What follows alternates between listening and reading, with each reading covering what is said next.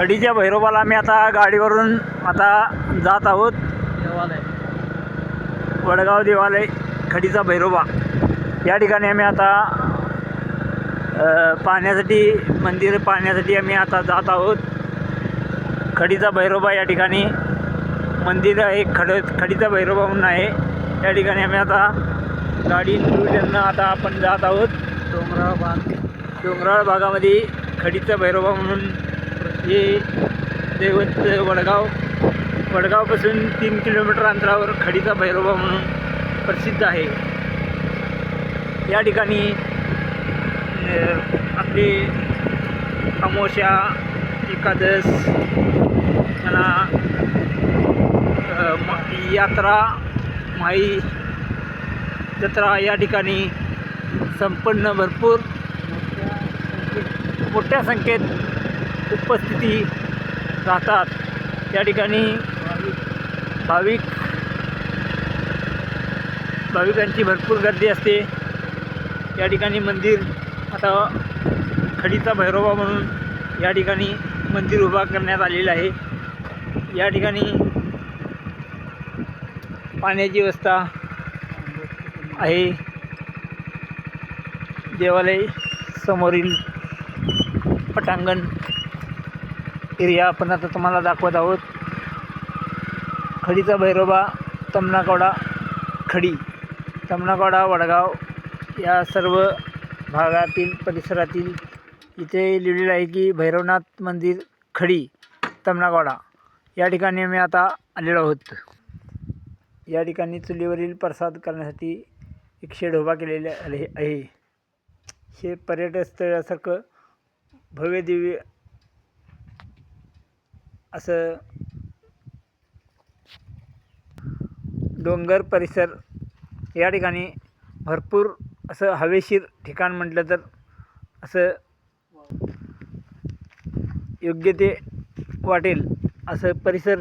सर्व कापशी आपल्याला बघा की तमनकवाडा दिसतो, कापशी दिसते, बेरडवाडी दिसते, बेरडवाडीचा डोंगर दिसतो, तिकडल्या बाळेगोल दिसते.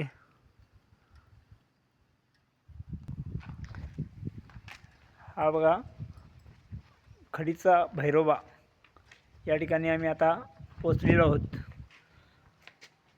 श्री भैरवनाथ मंदिर खडी तमनाकवडा या ठिकाणी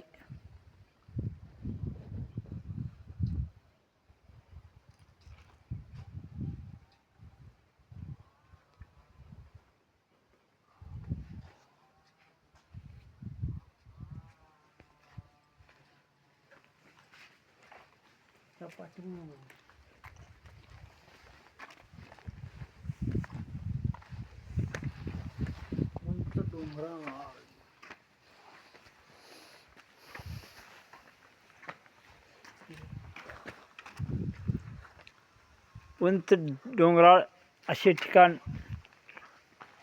हा माद्याळ परिसर बघण्यासाठी असा डोंगराळ भागामध्ये देवस्थान भैरोबा खडीचा भैरोबा म्हणून या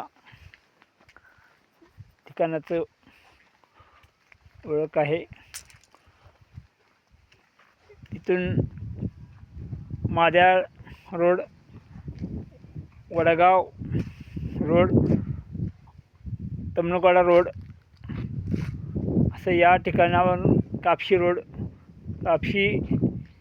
कापशी गडिंग्लज रोडला पण हा रोड हा जातो.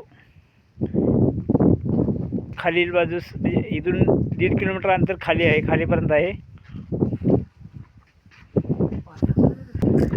ते पाण्याची बी सोय आहे. पाणी पिण्यासाठी पाणी पण उपलब्ध आहे. बोर आहे. इतक्या डोंगरावरती असून सुद्धा या ठिकाणी पाणी मुबलक आहे. बोरला पाणी बघा किती पाणी आहे, फुल्ल पाणी आहे बघा. एवढ्या डोंगरावरती एकदम उंचीच्या ठिकाणी हा मंदिरचा परिसर असून या ठिकाणी बोरला पाणी बघा. हापसा बोर म्हणजे हाताने हापसण्याचा पाणी हापसा आहे. या ठिकाणी किती पाणी आहे बघा.